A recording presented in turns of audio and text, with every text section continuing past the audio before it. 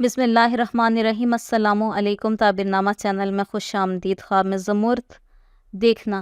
حضرت ابن سیرین رحمۃ اللہ علیہ فرماتے ہیں خواب میں زمرد فرزند یا برادر یا مال حلال پر دلیل ہے، اور اگر دیکھیں کہ زمرد اس کے پاس ہے یا کسی نے اس کو دیا ہے، دلیل ہے کہ اس کا فرزند آئے گا یا وہ بھائی سے نفع پائے گا، اور اگر دیکھیں اس کے پاس سے زمرد ضائع ہوا ہے، دلیل ہے اس کا فرزند مرے گا یا اس شخص کا مال تلف ہو جائے گا۔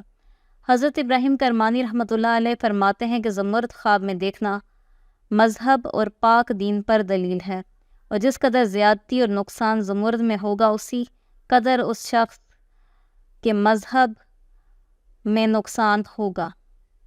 حضرت جابر مغربی رحمۃ اللہ علیہ فرماتے ہیں کہ خواب میں زمرد کا دیکھنا 5 وجہ پر ہے۔ اول فرزند، دوم بھائی، سوم مال حلال، چہارم کنیز، پنجم نیک غلام، اور جس قدر زمرد اچھا ہوگا اسی قدر بیان کی گئی دلیلیں بہتر ہوں گی۔